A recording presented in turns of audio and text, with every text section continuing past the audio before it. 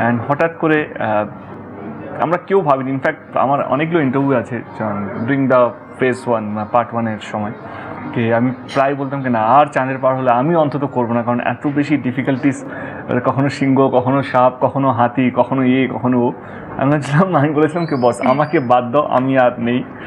Then secondly it become a huge hit, মানে চাঁদের পাহাড়টা এত বিশাল হিট হলো, তারপরে বেসিক্যালি বাচ্চারাই বলতে শুরু করলো কি শঙ্কর কি আর বাড়ি ফিরবে না, মানে মা শঙ্কর কোথায় গেল, and all this parents is to come to us, আমার কাছে যারা পেয়েছে এসছে বলেছে আচ্ছা তোমরা শঙ্কর কি হলো, লাস্টে তোমরা দেখালে না তো শঙ্কর কোথায় গেল নৌকো করে, আমার ছেলে রোজই জিজ্ঞেস করে।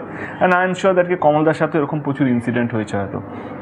তারপরে শ্রীকান্তদা কমলদা বলে ডিসাইড করলো কে পার্ট 2 হবে, কিন্তু পার্ট 2 কী হবে, কারণ এরপরে তো কোনো সিরিজ ছিল না, মানে বিভূতিভূষণ বন্দ্যোপাধ্যায় স্যার একটাই পার্ট লিখে চলে গেছিলেন আর কি। তো এই সিরিজটাকে নিয়ে, চাঁদের পাহাড়কে নিয়ে, তো আমাদের ছিল কি should we start with a new project or should we keep Shankar or should we start a adventure project, মানে যে কোনো আজকের যুগে অ্যাডভেঞ্চার হতে পারে।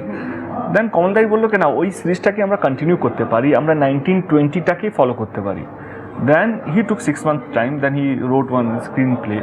ইনিশিয়ালি আমার যতদূর মনে আছে আমরা বেসিক্যালি পার্ট 2টা আমরা ভেবেছিলাম স্নোর মধ্যে, মানে বরফের মধ্যে, রাইট, সাইবেরিয়ার কথা ভাবা হচ্ছিল। কে শঙ্করকে আমরা এবারে বরফের বা স্নোর কান্ট্রিতে অ্যাডভেঞ্চার করতে।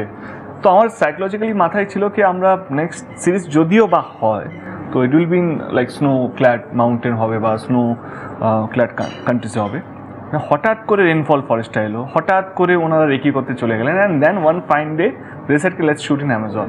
অ্যামাজন প্রত্যেকটা মানুষের কাছে একটা আশ্চর্যজনক একটা মানে লাইক রহস্যময়, বিকজ এখনো 30% ডিসকভার করা হয়েছে। ওখানে কারো সাহসী থাকে না গিয়ে শুট করা, মানে অনেকেরই থাকে না। হ্যাঁ সে তোমার আছে দেখা যাচ্ছে।